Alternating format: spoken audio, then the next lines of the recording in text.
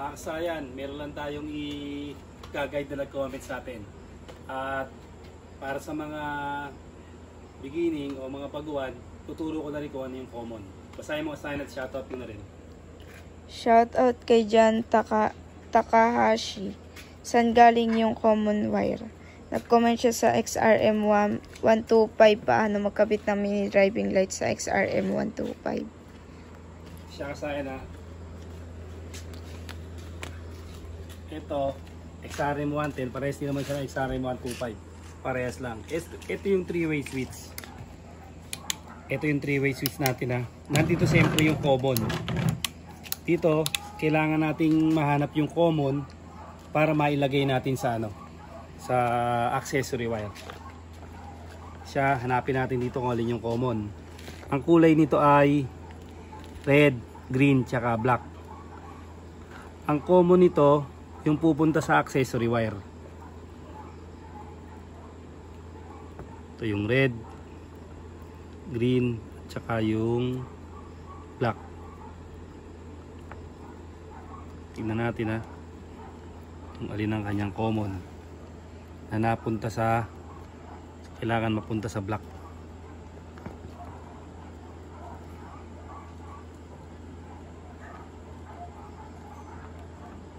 Ito ang kanyang common, yung kulay black. Ito. Pag nahanap niyo yung common, bago niyo mapapalabas yung high and low. Ito yung common niya na. Tapos ito yung high and low niya. Yung green at saka yung red. Ilalagay mo yan sa accessory wire para lumabas yung lumabas yung high and low. Ayan siya. Tapos test natin yung yung common para malaman mo na din ang common.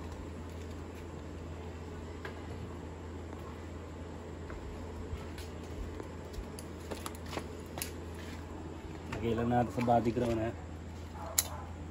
Body ground or negative. Tapos check natin kung yung black na yung common. Ito yung 3-way switch natin na, ito yung black.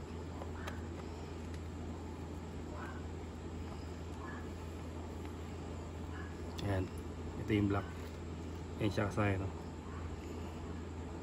Ibig sabihin ito yung high and low. Yung green at red, yan ang high and low. Ito yung black ha. Kailangan mailagay mo yung common sa kulay black sa accessory wire para gumana yung high and low. Ito nga yun, yung paggana ng high and low. Yan. Ngayon paano ba siya hanapin? Ito siya. Meron tayo dito ng mga sample ng switch.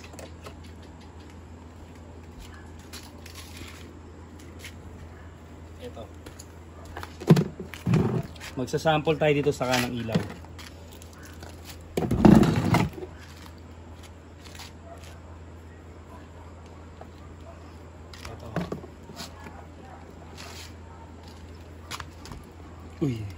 Hugot.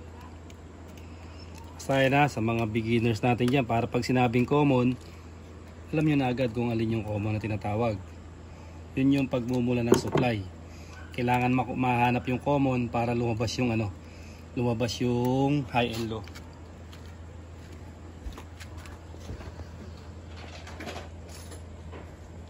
Pag maglalagay kayo ng dual horn, magdu-dual horn kayo, kailangan nyo rin syempre ng ng ganito, 3-way switch para malipat nyo yung high and low. At pwede rin naman kahit on-off switch.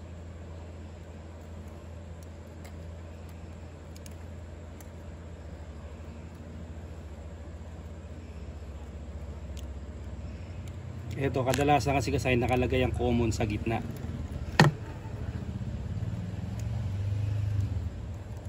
Pagka ganito halimbawa mga toggle switch, kadalasan ang gitna. Ito.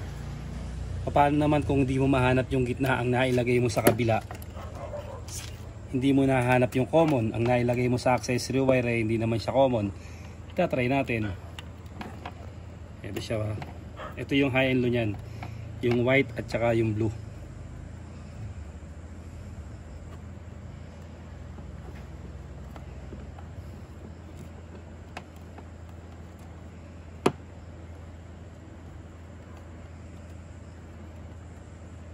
Ang tanong, gagana ba yung ating ano, halimbawa mini driving light o headlight?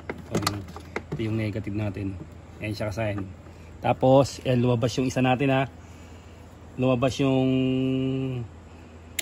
yellow natin. Pero sa kabila, wala siya. Isa lang ang gumana. Kasi hindi natin nakuha yung ano, yung common. Siya ba? Ilalabas natin ngayon yung ano, yung common. Gagana pa rin siya pero isa lang ang iilaw. Hindi mapapailaw yung dalawa.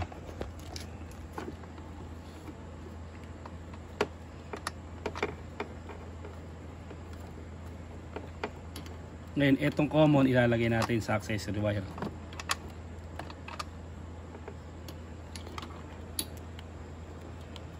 Pagka ganito kadalasan gitna.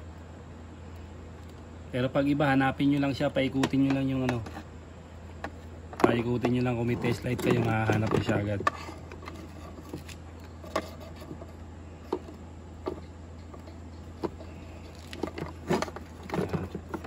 Lagyan natin sa ground. Ito yung ground natin. Tapos pag naglipa tayo, pag nahanap natin yung common, ayan siya. Gagana yung high end natin. Yan, oh.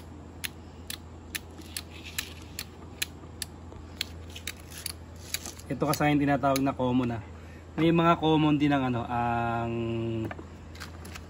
etong three-way switch. Ito pa lang signal light. Signal light, ito siya. Tinatawag siyang common at iba naman tinatawag naman na supply. Kung ano yung supply nito. Siya kasaya na sasample natin para mas maunawaan nyo.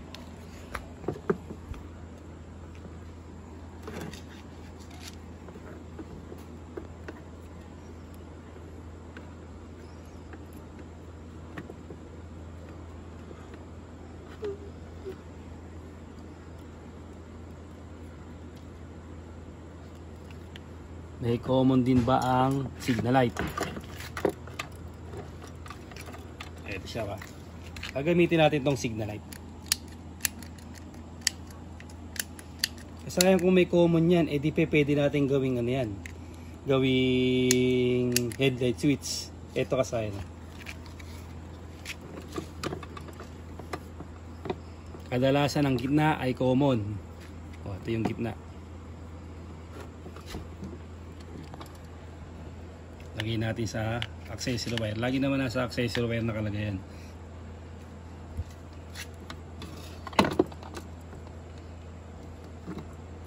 Tapos yung dalawang gilid, kahit alin sa dalawa na yan, yung matapat na high and low.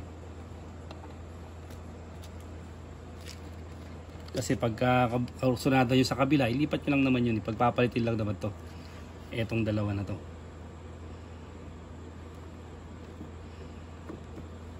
Siya. Tapos ito yung common yung common niya kasi nasa gitna ayun siya yung common niya. Ito siya brown white signal light supply kung tawagin din. Yan tapos dark brown, dark green yung left and right. Ito siya para magkaroon lang kayo ng idea kung saan pa pwedeng gamitin ang mga common. Tapos body ground.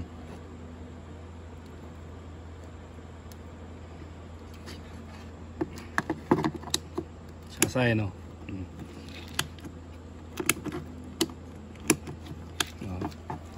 Pwede siyang gamitin sa headlight. Alabas din ang high-end niya. Ayan siya kasaya na.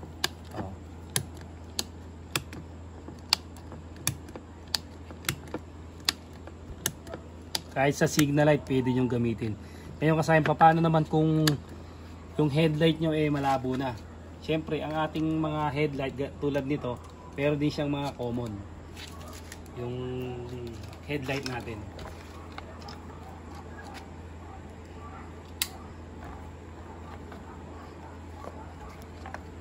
Tutok mo rito.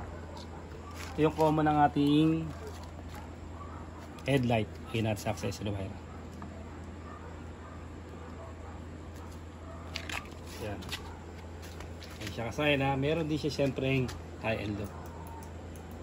Ayan yung common. Ngayon kasi paano kung mahaba ito? Kung malabo ito. Sorry. Malabo na yung ano niya, yung salamin. Wala ka nang makita. Wala ka nang makita sa ano, sa daan. Kasi malabo na nga itong pinaka ano niya, salamin niya at saka yung lens. Ganito naman yung gagawin natin kasayan diyan. Dahil may common siya, lilipat natin dito yung common. Dito.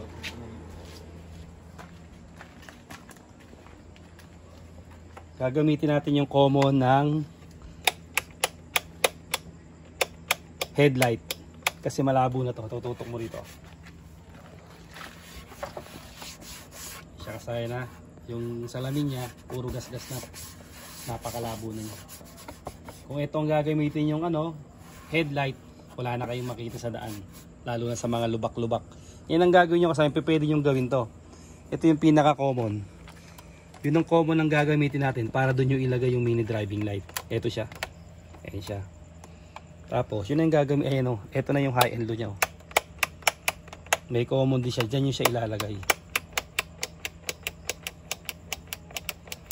Ganun lang kasi yung pag-ano ng common ha.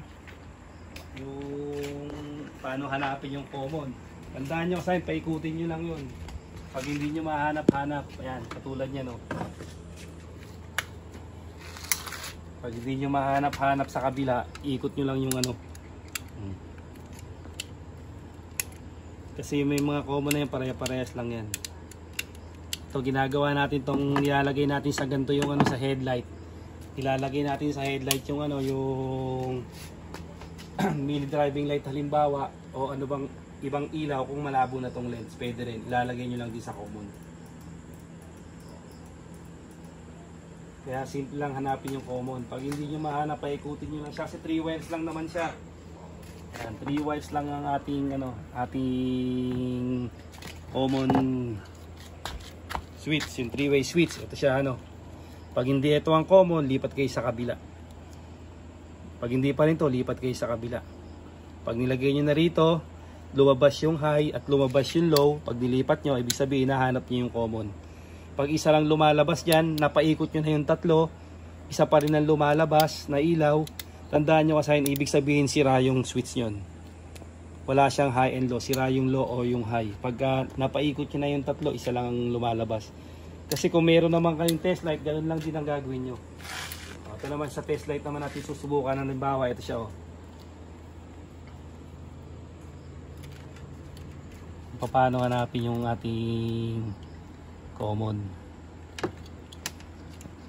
Ito siya ba, test light. Lagyan nyo lang sa negative yung inyong test light. Dito. Kailangan pag ano yan, ilipat nyo, lalabas yung ano nyo ba. Pag nailagay nyo sa common, yun. Sa kabila, dapat mayroon din siya. Pag nilipat nyo sa kabila, paglipat nyo pa lang tsaka pa lang lalabas yung nasa kabila naman. Ayun siya. Pagka nilipat nyo sa kabila, mawawala yan. Pagka nag-high kayo, syempre mawawala dahil nakalow kayo, lilipat naman sa kabila. Ganun kasayan yung paghahanap ng ano, ng common sa ating ano, motor. At pwede nyo gamitin din yung common na yon sa iba nyo gagamitin sa mga 3-way switch. Pwede sa dual horn, pwede rin. Sana nakatulong to sa ating kasayan na nag-comment. Hanggang dito na lang mga kasayan. Salamat sa panunod.